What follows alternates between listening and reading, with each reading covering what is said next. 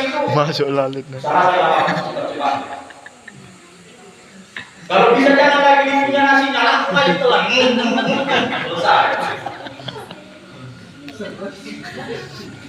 Diiringi dengan air sebuah, saya yakin nggak bakal nyambung. Nah, itu tentang satu. Ingat, perlu kita amalkan ini, ya, supaya kita mengikuti sunnah Nabi Muhammad SAW. Yang kedua, berbuka puasa.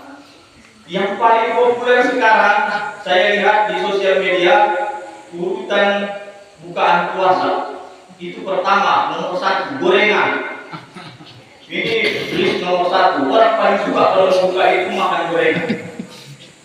Yang kedua kolak pisang. Nah, ya kan? Yang ketiga mungkin ada nanti sop buah. Di sini pun terkenal luar sop buah. Di luar saya kayak sisi tadi Pak ya. Nah, sop buah. Yang keempat berikutnya terusnya. Sebenarnya ini bagus enggak? Boleh enggak?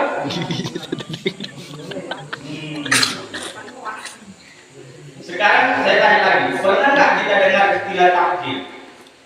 Takjil. Pernah ya? Apa itu dimaksud takjil? Takjil itu bukan makanan sebenarnya. Kalau ada orang yang bilang, ayo cari takjil dulu. Cari takjil. Sebenarnya takjil itu bukanlah artinya makanan, arti dasarnya. Ajala yu'ajjilu takjilan. Bahasa Arabnya. Artinya apa? Penyederaan. Kenapa dikatakan takjil makanan itu? Yang mungkin yang paling gampang selain makan nasi adalah makan ringan dulu supaya cepat. Kan gitu. Makanya disebut takjil. Lain kali kalau orang dari takjil yuk nyari penyederaan gitu kan. Sebenarnya bukan takjilnya yang dicari makanannya. Itu ya. Takjil itu artinya menyegerakan. Jadi begini, kalau kita sahur itu diakhirkan, berbuka itu harus dipercepat, disegerakan. La tazalu ala ummati bi khairin ma ajjalu al-fitr. Senantiasa umatku itu dalam kebaikan selama mereka menyegerakan berbuka puasa. Ini hadis Rasulullah. Jadi kita harus segera berbuka puasa. Tapi tunggu dulu azan maghrib. Jangan sebelum azan digas. Dan jangan karena saya bilang segera digas terus ya kan. 1 menit pun kita bahaya. Kita harus hati-hati. Buka terlalu cepat. Misalnya ini 18.40, 39. Jangan kita maklumi sebagai kehati-hatian. Harus 40 dulu baru kita buka. Sempat kalau kita buka di 39, mana harus puasa kita itu?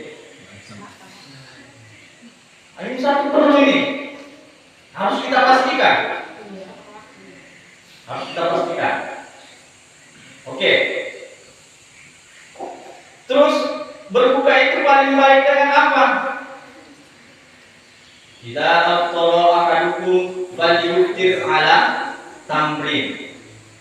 Kalau kamu berbuka puasa maka berbukalah dengan kurma. Wa innahu barakatuh. Karena di dalam kurma itu ada keberkahan. Fa in lam yajid tamra falyuftir ala ma. Kalau kita tidak punya kurma maka kita berbuka dengan air putih. Nah, di dalam kitab Kifayatul Akhyar ini banyak pendapat mengenai kurma ini. Lantas kenapa alasannya dikatakan harus dengan kurma? Jadi begini, Imam Al-Qurtubi mengatakan dalam kitab Kifayatul Akhyar, katanya kita berpuasa itu yang usul basar. Puasa itu dapat mengurangi penglihatan kita. Basir, penglihatan. Saya nggak tahu apakah ini betul-betul terjadi. Tapi cobalah kita rasakan kalau kita lapar mungkin agak kunang-kunang itu penglihatan kita. Ada oyong. Jangan sampai pingsan. Maka kurma itu ya kurma itu dapat mengembalikan kesegaran penglihatan kita itu. Nah begitu di dalam kitab itu. Tapi kalau kita tidak punya kurma, tidak masalah kita berbuka lalu berbuka dengan yang manis-manis. Kalau misalnya senyum bapak di rumah manis, teh senyum bapak, kan gitu. Ya bolehlah dengan teh manis, kolak pisang, sop buah, ya kan? Mudah-mudahan lancar aja untuk buah kita sendiri kan. Amin. Enak. Jadi begini, untuk orang-orang yang mengantarkan makanan di sini itu baik sekali. Mantok amal soliman, siapa yang memberi makan orang yang berpuasa, pada itu adil solim, maka baginya sama pahalanya seperti orang yang berpuasa. Luar biasa. Sebuah aja dikena udah pasien kali kan gitu. Wah dikena nasi kan. Dia puasa, dia dapat juga pahala dari orang yang makan itu. Berapa orang? Nah, itu kan sedap jadinya. Sedap. Bisa buat nasi Nah, itu maksud saya. Jadi, ya bolehlah semangat mengantarkan berbuka kembali. Ada kaum ya kan kaum? Enggak, maksudnya gini, pahalanya banyak kan gitu. Seperti orang kita dapat pahala puasa orang tanpa mengurangi pahala orang tersebut. Dikasih kita pahala satu orang yang berpuasa. Puasa orang yang berpuasa itu dia tetap pahalanya. Enak kan? Nah, kalau ada bukti lapang kasih kan gitu. Kalau nggak ada tak boleh puasa. Ini kan sunnah-sunnah ini. Nah yang berikutnya berbuka dengan air putih. Kalau tak ada kurma, tak ada yang manis-manis, berbukalah dengan air putih. Fa'innahu tahur, karena air putih itu sifatnya adalah suci. Ketika yang suci-suci itu masuk ke dalam hati, insya Allah dan mudah-mudahan hati kita akan bersih. Kan begitu? Nah, itulah yang diharapkan. Yang berikutnya adalah sunnah kita meninggalkan segala sesuatu yang sifatnya itu sia-sia, buruk dan jelek.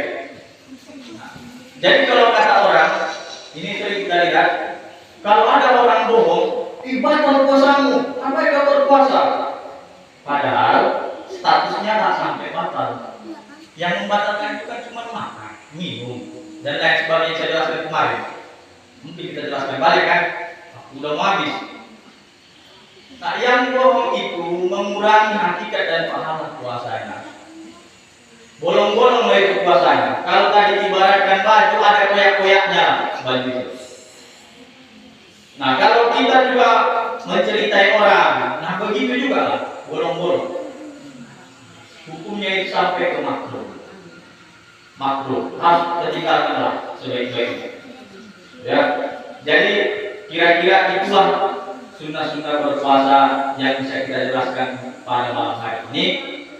Semoga ya ceramah yang agak panjang ini, agak panjangnya sekitar 20 menitan, bermanfaat bagi kita semua dan menambah wawasan kita serta bisa kita amalkan dari hari ini sampai ke depan.